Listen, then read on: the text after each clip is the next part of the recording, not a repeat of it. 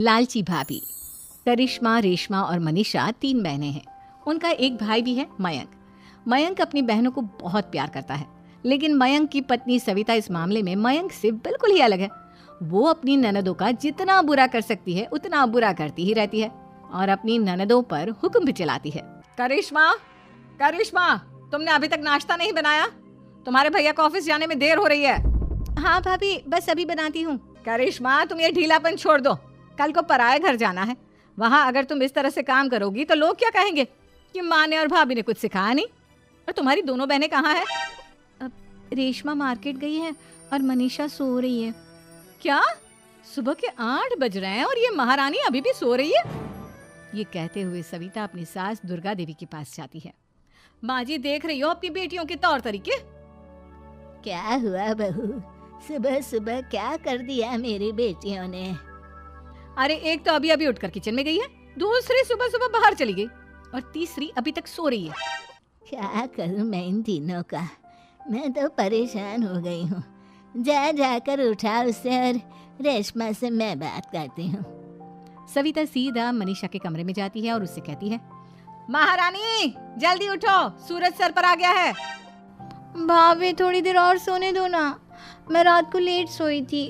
वो क्या ना, यूनिट टेस्ट चल रहे हैं। शराफत से उठती है या नहीं, या फिर पानी की भरी बाल्टी डालूं तेरे ऊपर? नहीं भाभी, मुझे बिस्तर में नहीं नहाना, उठती हूँ मैं। मनीषा जल्दी से उठकर बाथरूम में चली जाती है। सभी आराम से बैठकर नाश्ता कर रहे होते कि तभी रेशमा बाजार से हाथ में सामान लिए आ जाती है। रेशमा को देखते ही सविता उस पर बरस पड़ती है। लो, आ गई महारानी।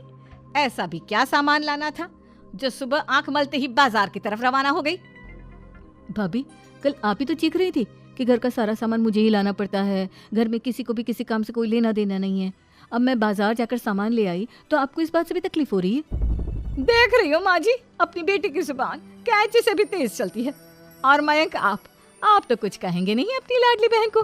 रेशमा, अपनी भाभी से ऐसे बात नहीं करते। चलो माफी मांगो। भैया, मैं क्यों माफी मांगू? आप भाभी से बोलिए ना कि हम पर कम हुक्म चलाया करे। हम इस घर की बेटियां हैं और आपकी पत्नी की ननद है, नौकरानी नहीं। लो कर लो बात, इनकी भलाई के लिए कुछ भी बोलो तो इन्हें बुरा लग जाता है। इस घर में यही इज्जत है मेरी। देख लो माँ जी, आपकी बेटी किस लहजे में मुझसे बात कर रही है। सविता वहां से चली जाती है। मयंक को बहुत गुस्सा आता है, वो भी वहां से चला जाता है। फिर करिश्मा रेशमा को समझाती है, रेशमा, तुम्हें भाभी से माफी मांग लेनी चाहिए थी ना। लेकिन दीदी, मैंने कुछ किया ही नहीं तो मैं माफी क्यों मांगू? हाँ करिश्मा दीदी, रेशमा दीदी जैसे ही घर में आई भाभी ही उन पर चिल्ला रही थी। हाँ, मैं मानती हूँ कि गलती भाभी की थी। मैं तो इसलिए बोल रही हूँ कि भाभी ने माँ को तो पूरी तरह अपने वश में कर लिया है। वो हमारी बात सुनती ही नहीं। मयंक भैया हमारे लिए हमेशा खड़े रहते हैं, इसलिए उनकी बात का मान तो तुम्हें रखना चाहिए था ना। कोई फायदा नहीं दीदी, कुछ दिनों की बात और है, भाभी उन्हें भी हमारे खिलाफ भड़का देंगी। फिर वो भी माँ की तरह हमारी किसी बात का विश्वास नहीं करेंगे। इसी तरह सविता अपनी तीनों ननदों को किसी न किसी बात पर परेशान करती रहती थी। एक दिन मयंक अपनी तीनों बहनों के लिए गिफ्ट लाया। करिश्मा, ये तुम्हारे लिए हार का सेट। रेशमा, तुम्हारे लिए सुंदर सी ड्रेस। और मनीषा, तुम्हें किताबें पसंद है ना, तुम्हारे लिए किताबें लाया हूँ। थैंक यू भैया। थैंक यू भैया। थैंक यू भैया। करिश्मा, तुम्हारा नेकलेस कितना सुंदर है, ये भैया कहाँ से ले आए होंगे? मैंने भैया को 3 दिन पहले फोन पर ये डिजाइन दिखाया था और आज भैया ये ले आए। सविता तो अपनी ननदों के गिफ्ट्स देखकर जल गई और करिश्मा का नेकलेस तो उसे भी बहुत पसंद आया था। अपनी बहनों के लिए कितना अच्छा नेकलेस लेकर आए हैं, मुझे कभी कोई गिफ्ट नहीं दिया। मैं आज ही ये हार चुरा लूंगी। रात में सविता करिश्मा का हार चुरा लेती है और इसी तरह उसे अपनी ननदों की जो भी चीज अच्छी लगती वो उसे मांगती नहीं, बल्कि रात के अंधेरे में चुरा लेती। इसी तरह दिन बीतते गए और सविता ने मयंक के दिल में भी उसकी बहनों के लिए नफरत पैदा कर दी। एक दिन मयंक ने करिश्मा और रेशमा के लिए रिश्ता देखा और ये बात उसने घर में सबको बताई। माँ, करिश्मा और रेशमा के लिए बहुत अच्छा रिश्ता आया है, वो लोग कल इन्हें देखने आ रहे हैं। आप और सविता मिलकर सारी तैयारी कर लेना। ये सुनकर करिश्मा और रेशमा खुश हो जाती हैं, लेकिन सविता सोचती है, अगर इन दोनों बहनों की शादी हो गई तो घर और बाहर का काम कौन करेगा? मनीषा तो 1 नंबर की कामचोर है, उससे तो किसी बात की उम्मीद लगाना ही बेकार है। मुझे इस शादी को रोकना होगा। अगले दिन सभी लड़के वालों के स्वागत की तैयारी करने में लगे होते हैं। तभी मयंक अपनी बहनों से आकर कहता है, तैयार हो गई तुम दोनों?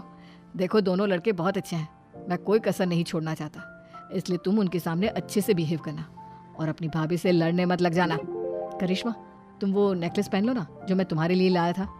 भैया मैं बहुत देर से वो नेकलेस ढूंढ रही हूँ लेकिन मुझे मिल ही नहीं रहा। क्या तुमने नेकलेस खो दिया? तुम्हें पता भी है वो कितना महंगा था। तुम कोई काम ढंग से नहीं कर सकती। मयंक गुस्से में वहां से चला जाता है। थोड़ी देर बाद लड़के वाले भी आ जाते हैं। वो दोनों बहनों को पसंद कर लेते हैं और रिश्ता पक्का हो जाता है। लेकिन सविता के दिमाग में तो कुछ और ही खिचड़ी पक रही थी। वो पंडित जी के पास करिश्मा की कुंडली लेकर जाती है और उन्हें पैसे देकर करिश्मा की कुंडली बदलवा देती है। जब लड़के वालों के पास करिश्मा की कुंडली जाती है तो वो दुर्गा को फोन करते हैं। बहन जी, हमने करिश्मा की कुंडली अपने पंडित जी को दिखाई थी। आपकी बेटी की कुंडली नहीं बल्कि दोषों का पिटारा है। देखिए, मैं और मेरे पति इन सब बातों में बहुत विश्वास करते हैं, इसलिए हम आपकी बेटी से अपने बेटे की शादी नहीं करा सकते। इस तरह करिश्मा का रिश्ता टूट जाता है और सभी घर वालों को बहुत दुख होता है। अब कविता सोचती है, चलो करिश्मा का तो रिश्ता टूट गया, अब रेशमा का भी रिश्ता तोड़ना है। क्या करूं? अब सविता आवाज बदलकर किसी अननोन नंबर से रेशमा के होने वाले ससुराल में फोन करती है। हेलो, मैं कौन हूँ कौन नहीं ये आपके लिए जानना जरूरी नहीं। बस इतना सुन लो कि रेशमा का 2 साल से किसी के साथ अफेयर चल रहा है। बस रेशमा का रिश्ता तोड़वाने के लिए सविता का इतना कहना काफी था। अब रेशमा का भी रिश्ता टूट गया। मयंक और दुर्गा देवी ने रेशमा को खूब खरी खोटी सुनाई और उससे बार बार उस लड़के के बारे में पूछने लगे। आप दोनों मुझे क्यों परेशान कर रहे हो? अरे कोई लड़का होगा मेरी लाइफ में तो मैं बताऊंगी ना। जब कोई है ही नहीं तो कहाँ से लाऊं मैं कोई लड़का? तो तेरे होने वाले ससुराल वालों को फोन किसने किया था? माँ, मैं नहीं जानती किसने फोन किया था, मैं सच कह रही हूँ। मैं तो पहले ही कह रही थी इसकी लगाम खींच कर रखो, लेकिन मेरी सुनता ही कौन है। आप चुप रहिए भाभी, ये सब आपका ही किया धरा है। अब तीनों बहनों को विश्वास हो जाता है कि ये सब उनकी भाभी ही कर रही है। तीनों बहनें अपनी भाभी को सबक सिखाने के लिए एक वकील कर लेती है और घर में हिस्सा मांगना। देखो भैया, माँ बाप की जायदाद में जितना बेटों का हक होता है उतना ही बेटियों का, इसलिए इस घर के 4 हिस्से होंगे और हमें अपना हिस्सा चाहिए। मैंने तुम्हारे लिए क्या क्या नहीं किया और तुम इस घर में हिस्सा मांग रही हो? भैया, आप और माँ हम बहनों की कोई बात नहीं सुनते हो और भाभी हमारी शादी नहीं होने देगी क्योंकि उन्हें लगता है कि आप हमारी शादी में ज्यादा पैसा लगाओगे और उन्हें हम जैसी फ्री की नौकरानी कहाँ मिलेगी। तो हम भाभी के साथ तो रह नहीं सकते, हम बहनों को अपना हिस्सा चाहिए। अरे तुम्हें शर्म आनी चाहिए अपने भाभी पर ऐसा इल्जाम लगाते हुए। वो तुम्हारे बारे में कितना सोचती है। हाँ माँ, भाभी हमारे बारे में बहुत सोचती है। दिन रात बस यही सोचती रहती है कि किस तरह से